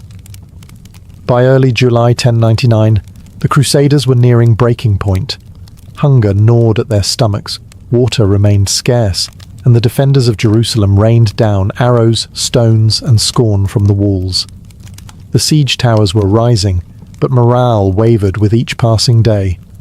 Then, when hope seemed thinnest, the leaders turned to faith, a weapon as powerful as any sword. Clergy and preachers proclaimed that the army's suffering was a divine test. To take the holy city, they declared, the Crusaders must purify themselves. On July 8th, barefoot and unarmed, thousands of soldiers, nobles, and priests marched in solemn procession around the city walls. Relics of saints were carried high, hymns were sung, and psalms echoed across the dry hills. At their head was Peter the Hermit, the fiery preacher whose voice had once stirred Europe to take up the cross. Now he led them in penance, reminding them that only repentance could win God's favour. From the battlements, Muslim defenders watched in disbelief as their enemies turned siege into spectacle. To them, it looked like madness. But to the Crusaders, the act was transformative. Men who had been bitter rivals wept together, confessed sins, and swore to fight with renewed unity. Chroniclers later wrote that the spectacle mirrored the biblical march around Jericho, and they believed, as those ancient walls had fallen, so too would Jerusalem's. The impact on morale was immediate. Soldiers returned to their labour on the towers with fresh zeal. Even the sick and weak found new energy, convinced heaven itself now walked beside them. Within days, a Genoese fleet arrived at Jaffa, bringing craftsmen, iron, and supplies. To the Crusaders, it seemed like divine confirmation that God had accepted their penance. The siege engines were strengthened, wheels bound in iron, hides stretched across frames to resist fire. Inside the city, defenders prepared for the coming storm. They filled jars with oil and pitch to hurl down on the towers, sharpened spears, and readied stones for their catapults. But outside the walls, the Crusaders' camp burned with holy fervour. The procession had changed the siege from a desperate gamble into a holy mission, giving starving men the conviction that the walls of Jerusalem would soon fall, not by strength alone, but by the will of God. On July 13th, 1099, the waiting ended. With siege towers complete and rams ready, the Crusaders launched their full assault on Jerusalem. Trumpets blared, drums beat, and cries of Deus vult, God wills it, rolled like thunder across the parched valley. Men who had starved for weeks now hurled themselves at the walls with a ferocity born of desperation and belief. The defenders met them with equal fury. Arrows hissed from the battlements, stones crashed down, and pots of burning oil and pitch exploded against wooden frames. The great siege towers creaked forward, groaning under the weight of men and armour. Every step was contested. Defenders set fire to bundles of brush, hoping to ignite the towers before they touched the walls. Crusaders rushed with buckets of water, shields overhead, dousing flames as quickly as they spread. Godfrey of Bouillon directed his tower against the northern wall, while Raymond of Toulouse pressed hard from the south. The strategy was simple: overwhelm the defenders with multiple points of attack, forcing them to scatter their strength. At night, the towers were rolled closer under cover of darkness, and rams battered the gates with iron-tipped fury. But the walls of Jerusalem, built to withstand empires, held firm. The fighting was relentless. Chroniclers tell of men collapsing from heatstroke, dragging themselves up again to climb ladders. Arrows blackened the sky, and the air was thick with smoke and screams. Crusaders hurled stones and bolts from the towers, trying to clear space on the ramparts for an assault. Defenders fought back with grappling hooks and poles, shoving ladders away, sending armoured men tumbling to their deaths. For 2 days, the battle raged without decisive progress. The Crusaders' engines burned, their soldiers faltered, and the defenders mocked their failure from the walls. But on July 15th, the tide turned. Godfrey's engineers mounted wheels on their tower, shifting its position in the night to a weaker section of wall near the northeast. When dawn came, the defenders found themselves facing the tower in a place where their fortifications were thin and vulnerable. The Crusaders pressed with renewed determination. The assault had become more than war. It was apocalypse, salvation, and vengeance bound together. Jerusalem trembled as the Crusaders prepared for one last push, a push that would either deliver the city into their hands or leave their bones scattered beneath its walls. On the morning of July 15th, 1099, the final assault reached its climax. Godfrey of Bouillon's great siege tower rolled forward, its wheels screeching across scorched earth. The defenders on the northern wall braced for impact, but the Crusaders had shifted the tower during the night to a weaker point near the northeast corner. As the sun rose, the massive structure loomed against the walls like a wooden mountain. Arrows rained from the top of the tower, clearing a path. Behind its protective screens, men worked furiously, lowering drawbridges and pushing scaling ladders against the battlements. At last, the moment came. Crusaders surged across the tower's gangway, clashing with defenders in brutal hand-to-hand combat. Shields locked, swords swung, and bodies tumbled from the ramparts. Godfrey himself is said to have been among the first to set foot on the walls, leading by example. Chroniclers described him loosing arrows from his bow and driving his men onward. With every minute, the defenders lost ground. Then, in a pivotal strike, one crusader cut down the standard of the Fatimids, raising the cross in its place. The sight electrified the besiegers below, who roared with renewed fervour. Meanwhile, on the southern front, Raymond of Toulouse's forces battered the walls near Mount Zion. Though they struggled against fierce resistance, the distraction kept defenders divided, preventing them from focusing all strength on Godfrey's assault. By midday, the northern wall was compromised. Crusaders poured into the city like a flood, scaling ladders, forcing gates, and smashing through doors. Inside, chaos erupted. Defenders retreated through narrow streets, pursued by the relentless invaders. Panic spread among Jerusalem's inhabitants, Muslims, Jews, and Eastern Christians alike, as the Crusaders broke through. The holy city, fortified and proud, had finally been breached. For the Crusaders, the moment was both triumph and vindication. After years of hunger, peril, and unimaginable struggle, they had set foot inside the city they had sworn to reclaim. The walls of Jerusalem, thought impregnable, had fallen not just to steel and timber but to the fiery conviction of an army that believed God himself willed their victory. But what followed would turn triumph into horror, a massacre that would scar the memory of Jerusalem for centuries to come. Once the walls of Jerusalem were breached on July 15, 1099, the Crusaders poured into the city, and the streets ran red. What began as triumph swiftly descended into slaughter. Chroniclers, both Christian and Muslim, describe scenes of horror that stunned even contemporaries hardened by years of war. Driven by religious zeal, vengeance, and the raw fury of survival, the Crusaders cut down all who crossed their path. Muslims, Jews, and even some Eastern Christians were struck down in the chaos as the invaders swept from house to house. In the courtyard of the Al-Aqsa Mosque, thousands were killed. One Crusader source, Raymond of Aguilar's, wrote that the slaughter was so great that our men waded in blood up to their ankles. To the Crusaders, this was divine justice.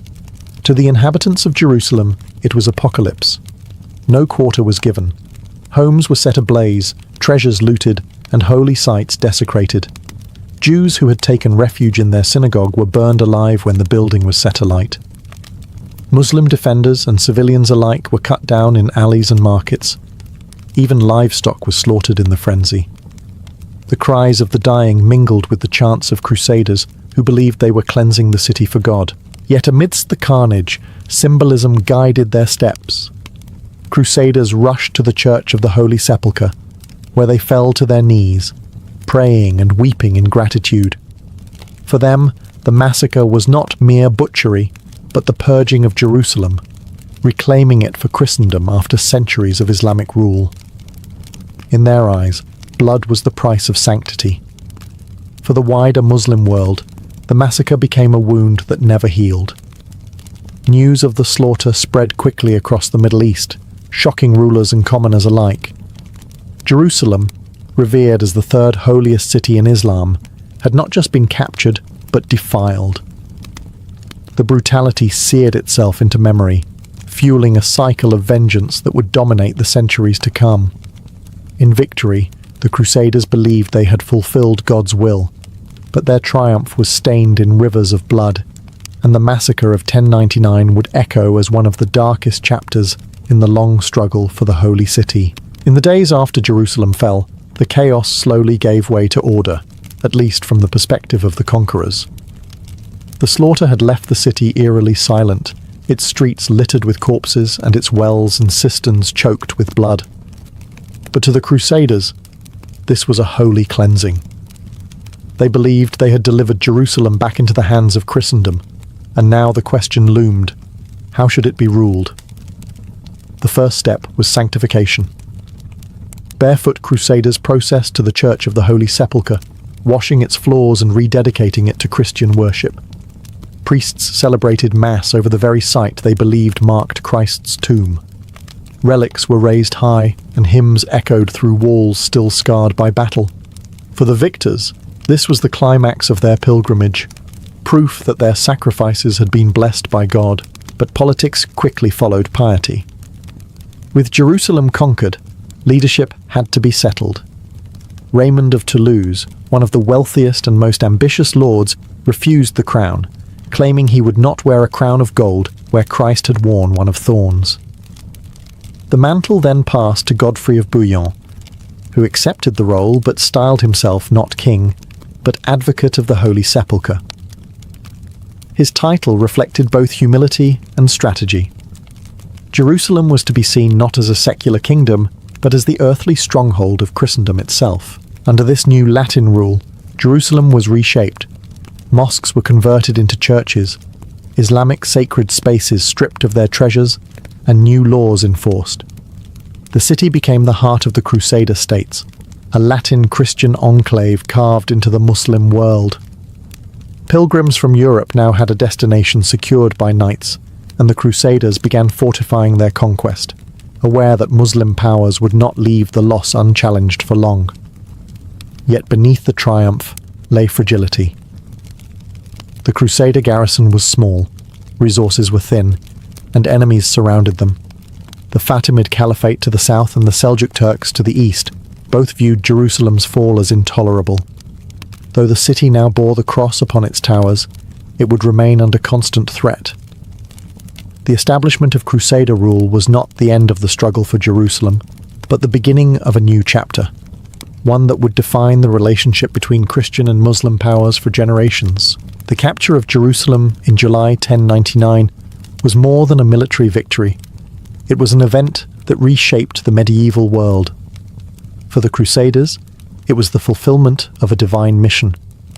After 3 brutal years of marching, starving and fighting, they had seized the holiest city in Christendom.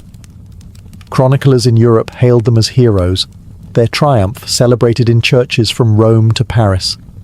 The First Crusade had succeeded beyond expectation, proving that Christendom could unite and achieve what seemed impossible. But to the Muslim world, the siege was a catastrophe. News of the massacre spread swiftly across Egypt, Syria, and beyond. Jerusalem, sacred to Islam as the site of the Prophet's night journey, had been bathed in blood. For many Muslims, the loss was both a humiliation and a call to arms.